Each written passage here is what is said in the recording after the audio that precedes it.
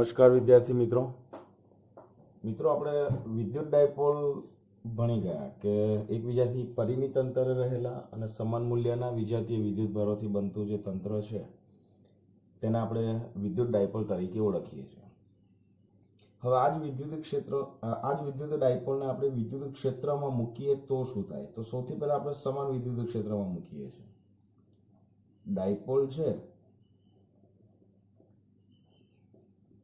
એને સમાન વિદ્યુત ક્ષેત્રમાં મૂકતા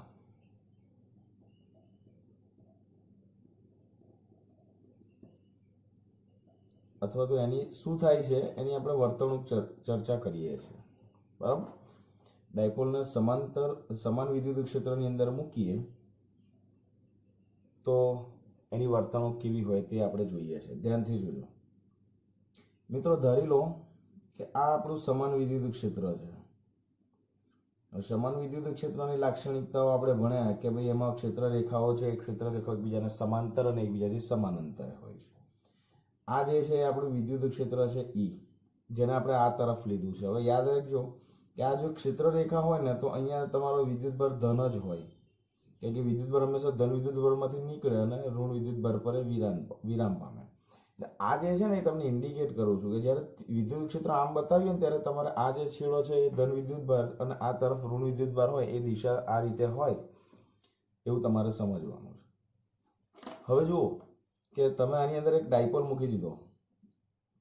આ ડાયપોલ છે ધારો કે, બરાબર। હવે આ જે ડાયપોલ છે એ ડાયપોલની અંદર આપણે અહીંયા આગળ પ્લસ ક્યુ વિદ્યુતભાર મૂકી દઈએ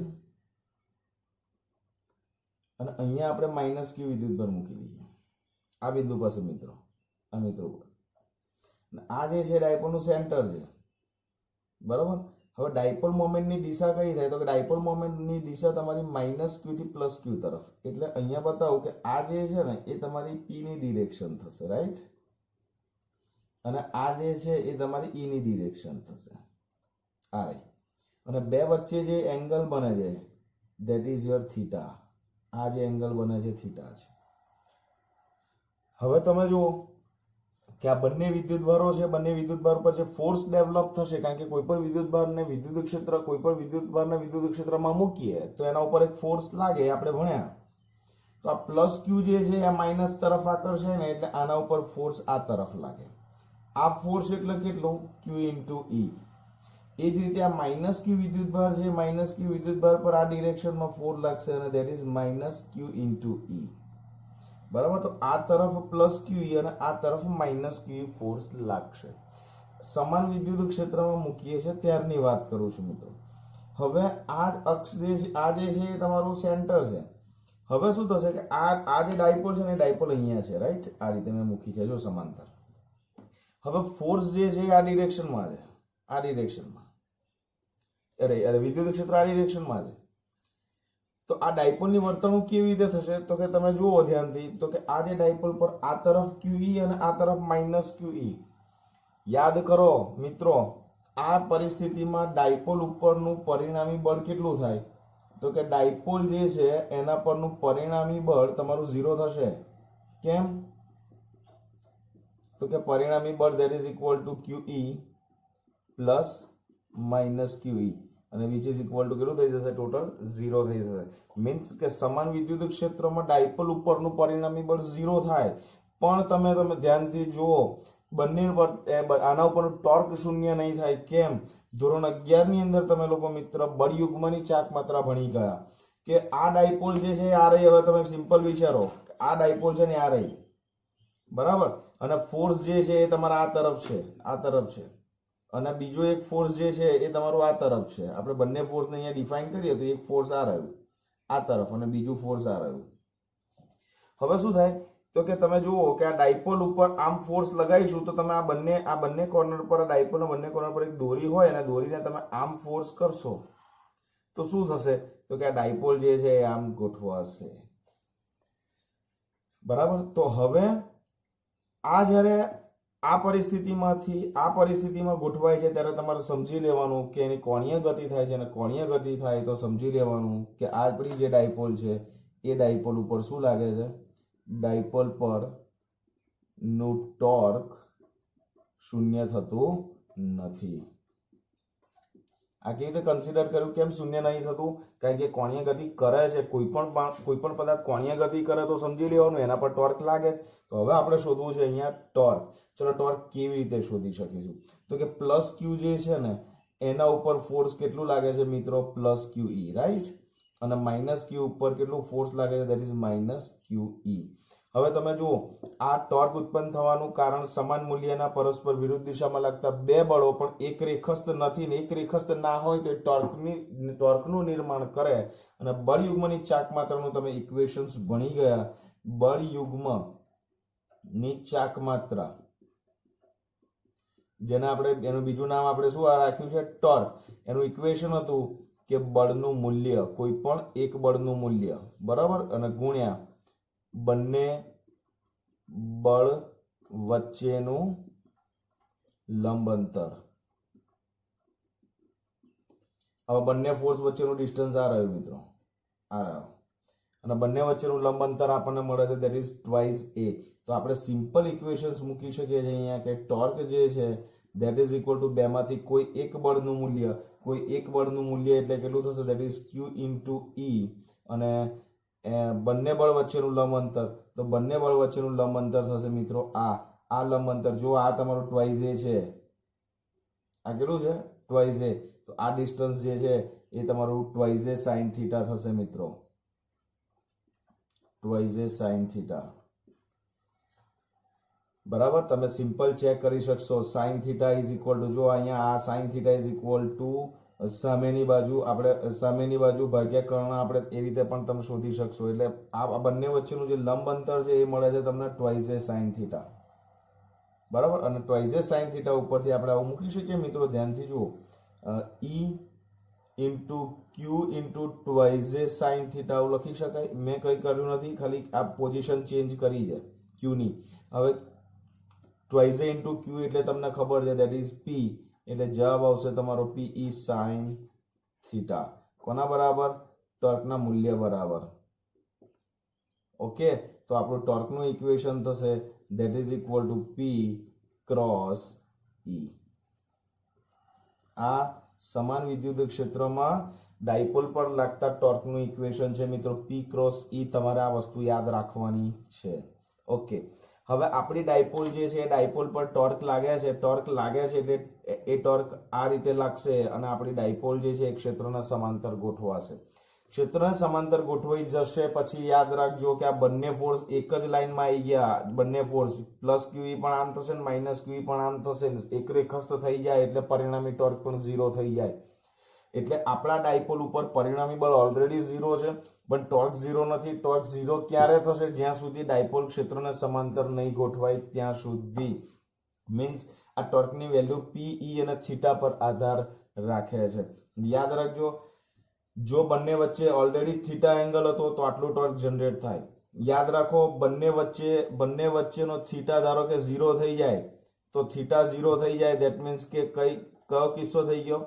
પી અને ઈ એકબીજાના સમાંતર હોય તો સાઇન 0 0 થઈ જશે, તો ટોર્ક કેટલું થઈ જશે? 0. એટલે તમને આવું પણ પૂછાય કે જો ડાયપોલ છે એને ક્ષેત્રને સમાંતર ગોઠવેલી છે તો એના પરનું ટોર્ક કેટલું થાય? તો એ જવાબ આવશે તમારો 0. ચલો આને ઓપોઝિટ ડિરેક્શનમાં મૂકી દો. Theta is equal to pi degree, એને પાઈ રેડિયન, અને એને કહીએ છીએ આપણે પ્રતિ સમાંતર. ચલો પ્રતિ સમાંતર મૂકશો તો શું થશે મિત્રો? તો સાઇન પાઈ કેટલું થશે? અગેન 0. તો ટોર્ક થઈ જશે તમારું અગેન 0. બરાબર, તો મેક્સિમમ ટોર્ક ક્યારે મળશે? તો કે પી અને ઈ જો પરસ્પર લંબ હોય તો થીટા થઈ જાય તમારો π/2 રેડિયન, અને થીટા π/2 રેડિયન થઈ જાય તો સાઇન π/2 1 થશે. તો ટોર્ક જે છે એ તમારો મેક્સિમમ થશે. બરાબર, એટલે આટલું ખાસ યાદ રાખજો. જો ડાયપોલ ક્ષેત્રને સમાંતર હોય તો જો તમારે એને થીટા એંગલે ફેરવવું હોય તો તમારે વર્ક કરવું પડે આ ટોર્કની વિરુદ્ધ. તો એની અંદર એક પોટેન્શિયલ એનર્જી જનરેટ થાય, તે આપણે આગળના ટોપિકની અંદર જોવાના છે. બરાબર, આ હતું ડાયપોલને સમાન વિદ્યુત ક્ષેત્રમાં મૂકીએ તો એની વર્તણૂક. યાદ રાખો, સમાન વિદ્યુત ક્ષેત્રમાં મૂકીશું એટલે પરિણામી બળ 0 અને ટોર્ક 0 ના હોય, પણ ડાયપોલ છે ક્ષેત્રની દિશામાં ગોઠવવાનો પ્રયત્ન થાય અને એ જ્યારે ગોઠવાઈ જશે ત્યારે ટોર્ક 0 થઈ જશે. એ વખતે એની ચાક ગતિ પણ બંધ થઈ જશે. અત્યારે આની રેખીય ગતિ પણ બંધ છે અને ચાક ગતિ પણ બંધ છે. ક્યારે? ક્ષેત્રને સમાંતર ગોઠવાશે ત્યારે. ઓકે, કારણ કે રેખીય ગતિ માટે બળ જવાબદાર, ચાક ગતિ માટે ટોર્ક જવાબદાર. તો આ કેસની અંદર રેખીય સ્થાનાંતર નથી થતું પણ કોણીય સ્થાનાંતર થાય છે આ આકૃતિની અંદર. ક્લિયર છે બધાને? Okay, fine. હવે આપણે જોઈએ છે ડાયપોલને આપણે અસમાન વિદ્યુત ક્ષેત્રમાં મૂકીએ તો શું થાય. બહુ ફાઇન કિસ્સો છે. જોજો મિત્રો, ડાયપોલ જે છે એને અસમાન વિદ્યુત ક્ષેત્રમાં મૂકો.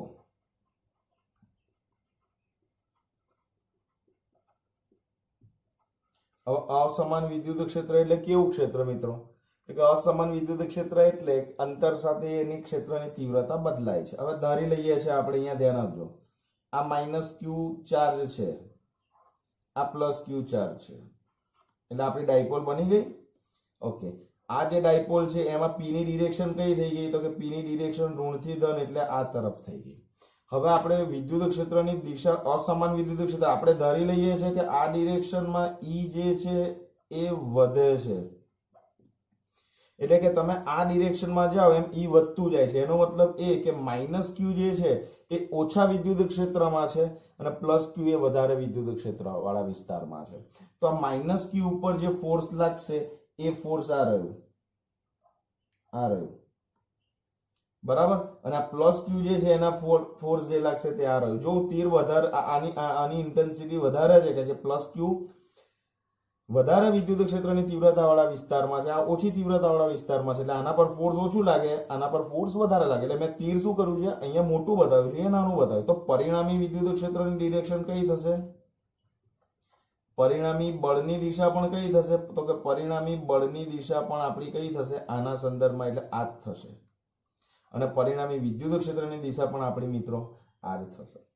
બરાબર. તો આ કિસ્સાની અંદર તમે સમજી લેજો કે પરિણામી બળ અહીંયા 0 થતું હતું સમાન વિદ્યુત ક્ષેત્રમાં, પણ અસમાન વિદ્યુત ક્ષેત્રની અંદર પરિણામી બળ 0 થતું નથી, કારણ કે બંને વિદ્યુત બળો જે સ્થાન પર છે એ બંને સ્થાન ઉપર વિદ્યુત ક્ષેત્રની તીવ્રતા જુદી જુદી છે. જ્યારે અહીંયા બંને વિદ્યુત ભારો જે બિંદુ પાસે છે તે ક્ષેત્રની તીવ્રતા આપણે કેવી ધારી છે? સમાન ધારી છે. ચલો આનાથી રિવર્સ આપણે લઈ લઈએ મિત્રો. આનાથી રિવર્સ પરિસ્થિતિ એટલે શું? જોજો ધ્યાનથી. સપોઝ હું અહીંયા ઘડી પ્લસ ક્યુ લઈ લઉં છું અને અહીંયા હું માઇનસ ક્યુ લઈ લઉં છું. આ પણ ડાયપોલ જ છે, એ પણ તમને ખબર છે. ચલો પી ની ડિરેક્શન કઈ થશે? તો કે આ પી ની ડિરેક્શન આ થશે. બરાબર. હવે આપણું જે વિદ્યુત ક્ષેત્ર છે ને એ તો હું આ ડિરેક્શનમાં લઉં છું, ઈ આ ડિરેક્શનમાં જઈએ એમ વધે છે. એનો મતલબ કે માઇનસ ક્યુ જે છે એના ઉપર ફોર્સ કેવું લાગશે? વધારે લાગશે. તો માઇનસ ક્યુ પર ફોર્સ કઈ તરફ લાગશે? તો કે માઇનસ ક્યુ પર ફોર્સ આ તરફ લાગશે, એટલે આ માઇનસ ક્યુ પરની આ માઇનસ ક્યુ ની ડિરેક્શન થશે. જ્યારે પ્લસ ક્યુ ની ડિરેક્શન કેવી થશે? પ્લસ ક્યુ ની ડિરેક્શન આવી થશે. તીર નાનું બતાવું છું કારણ કે આ ઓછી તીવ્રતા વાળા વિસ્તારમાં છે, આ વધારે તીવ્રતા વાળી વિસ્તારમાં છે, એટલે આ તમારું આ તરફ થશે. તો પરિણામી બળની દિશા કઈ થશે મિત્રો? તો કે પરિણામી બળની દિશા આપણી આ જ થશે. બરાબર.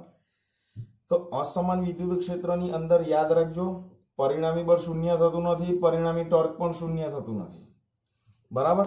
એટલે હવે હું તમને ખાલી સિમ્પલ બતાવું છું કે સમાન ડાયપોલ, સમાન વિદ્યુત ક્ષેત્રમાં ડાયપોલની વર્તણૂક કેવી હોય અને અસમાન વિદ્યુત ક્ષેત્રમાં ડાયપોલની વર્તણૂક કેવી હોય.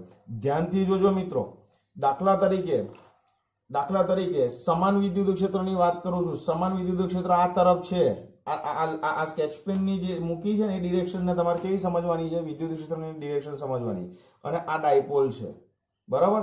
તો આ ડાયપોલ જે છે ને, આ ડાયપોલને હું સમાન વિદ્યુત ક્ષેત્રમાં મૂકીશ ને તો એની સિમ્પલ વર્તણૂક આવી થશે. જોજો મિત્રો, આ રીતે. એટલે આની ચાક ગતિ થાય છે, પણ રેખીય ગતિ થતી નથી કારણ કે પરિણામી બળ 0 છે મિત્રો. પણ ચાક ગતિ થશે કારણ કે ટોર્ક 0 નથી. અને ક્યારે આની ચાક ગતિ બંધ થશે? તો કે ટોર્ક 0 થશે ત્યારે. ક્લિયર? ઓકે. હવે આવો અસમાન વિદ્યુત ક્ષેત્રમાં મિત્રો. અસમાન વિદ્યુત ક્ષેત્ર એટલે આપણું ક્ષેત્ર જે છે ને એ આવું છે. અહીંયા ધ્યાન આપજો. આપણું ક્ષેત્ર કેવું છે એ બતાવી દઉં તમને હું લોકોને. જોજો ધ્યાનથી. દાખલા તરીકે આપણું ક્ષેત્ર આવી રીતે છે, આમ.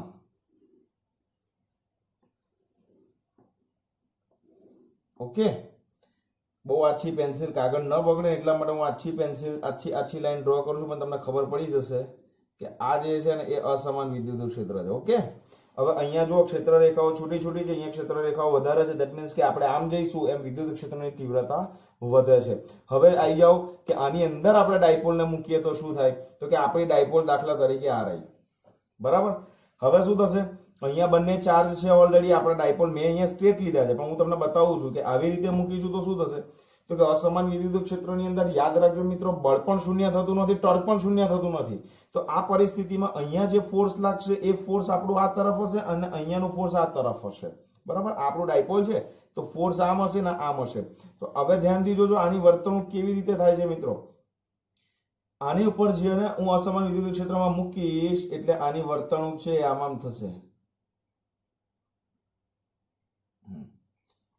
અને આ ડાયપોલ શું થઈ ગઈ, ક્ષેત્રને સમાંતર ગોઠવાઈ ગઈ. સમાંતર ગોઠવાઈ જાય એટલે ટોર્ક કેવું થઈ જાય, ઝીરો થઈ જાય, અને ટોર્ક ઝીરો થઈ જાય એટલે બળ જુદા જુદા છે એટલે રેખીય સ્થાનાંતરે ચાલુ રાખશે મિત્રો. ક્લિયર? તો ફરી રિવાઇઝ કરી લઉં કે ડાયપોલને સમાન વિદ્યુત ક્ષેત્રમાં મૂકીશું તો એની વર્તણૂક માત્ર આવી થશે, માત્ર ચાક ગતિ, રેખીય ગતિ નહીં થાય. અને આ ડાયપોલ ક્ષેત્રના સમાંતર ગોઠવાઈ ગઈ, બધી જ એની ગતિ બંધ, રેખીય ગતિ પણ બંધ, ચાક ગતિ પણ બંધ. અને જ્યારે અસમાન વિદ્યુત ક્ષેત્ર હશે તો યાદ રાખો, અસમાન વિદ્યુત ક્ષેત્ર હોય તો એનું ચાક ગતિ પણ થતી જાય, રેખીય સ્થાનાંતર પણ થતું જાય, અને જેવું ડાયપોલ ક્ષેત્રને સમાંતર ગોઠવાઈ જાય પછી ચાક ગતિ બંધ થઈ જાય અને રેખીય ગતિ ચાલુ રહે. ક્લિયર મિત્રો? એટલે ટેક્સ્ટ બુક પેજ નંબર 31 ઉપર તમને આ ટોપિક આપેલો છે અને એની બહુ સિસ્ટમેટિક તમને સમજૂતી આપેલી છે, એકવાર વાંચી લેજો. અને તમને ઘર્ષણ વિદ્યુતમાં તમને ખબર છે, નાનપણમાં તમે લોકો રમ્યા પણ છો કે સૂકા વાળની અંદર કાંસકાને ઘસીને કાગળના ટુકડા તરફ લઈ જાય છે ત્યારે કાગળના ટુકડા આકર્ષાય છે. તો યાદ રાખજો કે કાગળના ટુકડા જે છે એના ઉપર પહેલા કોઈ વિદ્યુતભાર નથી હોતો, પણ જ્યારે ઘસેલો માથાના સૂકા વાળમાં ઘસેલા કાંસકાને આપણે એની સાથે નજીક લઈ જઈએ છીએ ત્યારે કાગળના ટુકડા જે ટુકડા ઉપર ડાયપોલ પ્રેરિત થાય છે, આવો ડાયપોલ બને છે. એ કાગળના ટુકડા ઉપર આ રીતે પ્લસ માઇનસ વાળો ડાયપોલ્સ ક્રિએટ થાય છે. અને આ ડાયપોલ્સ જે છે એ કાંસકા જે છે એ દાંતા એના આવા હોય એને કારણે અસમાન વિદ્યુત ક્ષેત્ર જનરેટ કરે અને એને કારણે કાંસકા તરફ આકર્ષાય છે, પણ ગોળ ફરતા જાય ને આકર્ષાય છે, બરાબર. એટલે એનું પણ એક સરસ રીઝન એ લોકોએ બુકની અંદર સરસ આપ્યું છે. પેજ નંબર 31 પર આખો ટોપિક છે. તમને મારી હમ્બલ રિક્વેસ્ટ છે કે તમે એક વખત એને ધ્યાનથી વાંચી લેજો. અને આ તમારો 2 માર્ક્સમાં ક્વેશ્ચન્સ પૂછાય છે. ડાયપોલને સમાન વિદ્યુત ક્ષેત્રમાં મૂકીએ તો એની વર્તણૂક સમજાવો અથવા તો લાગતા ટોર્કનું સૂત્ર તારવો. તો સિમ્પલ આ ડિસ્ક્રિપ્શન જે આપણે હું બોલ્યો છું એ ચર્ચા કરી છે એ ડિસ્ક્રિપ્શનના ફોર્મેટમાં લખવાનું છે અને પછી આ ઇક્વેશન લાવીને મૂકી દેવાનું છે, બરાબર. અને એવું પૂછે કે એને વિશિષ્ટ કિસ્સાઓની ચર્ચા કરો તો તમારે અહીંયા ચર્ચા કરવાની છે. ઓકે, તો વ્યવસ્થિત રીતે નોટ કોપી કરી લેજો. મળીએ. જય શ્રી કૃષ્ણ.